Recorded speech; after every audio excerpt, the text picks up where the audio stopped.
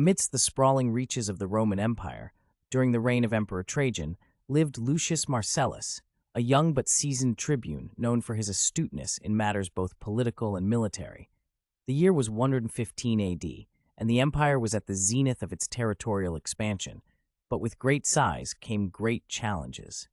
Lucius, stationed in the newly annexed provinces of Dacia, found himself tasked with not only administering Roman justice, but also forging alliances with the local tribes.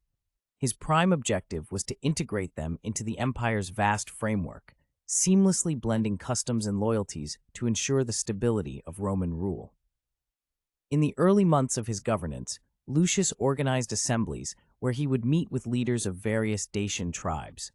These meetings were critical, for they served not only to introduce Roman laws, but also to understand the native customs that had governed these lands for centuries. One such encounter brought him face to face with Artavasdes, a chieftain of the powerful Berridavensian tribe.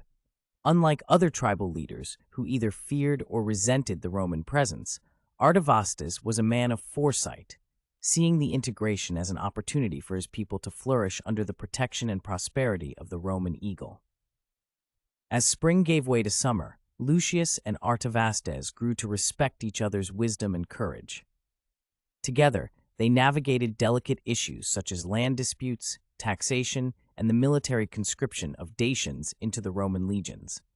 Lucius, with his command of the Dacian language acquired during his earlier military campaigns, found himself uniquely positioned to bridge the cultural divides. However, not all were pleased with the harmonious blending of cultures. A faction of Dacian warriors, staunchly resistant to Roman rule, began to stir unrest. Led by a formidable warrior, Vizina, this faction saw their traditions slipping through their fingers like grains of Dacian sand.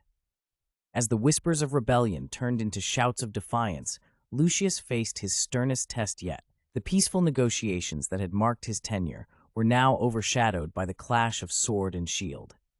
Lucius, recognizing the depth of the brewing conflict, decided on a course not just of suppression, but of understanding and integration. On a cool autumn evening, under the banner of truce, Lucius invited Vizina and his followers to a feast. With the rich aromas of roasted meat mingling with the earthy scent of autumn leaves, Lucius addressed the assembly, not in Latin, but in fluent Dacian, recounting stories of great Dacian warriors and drawing parallels with Roman heroes. His speech, heartfelt and stirring, highlighted not the domination of one culture over another, but the potential for a combined strength. Moved by Lucius's words and his evident respect for Dacian heritage, Vizina agreed to a pact. This pact, known historically as the Treaty of Sarmizegetusa, outlined the rights and responsibilities of the Dacian tribes under Roman governance, ensuring their cultural traditions were preserved while integrating them into the civic life of the empire. Years passed, and peace, along with prosperity, reigned in Dacia. Lucius, now regarded as much a Dacian in spirit as he was Roman, continued to foster a land where Roman and Dacian walked the roads as equals, under the laws of Rome, but with hearts enriched by mutual respect and unity. In the twilight of his governance, an old and wise Lucius recorded his experiences, hoping that future generations would learn from the delicate dance of diplomacy and force, understanding that the truest empire was one of hearts and minds united by respect, rather than subdued by force.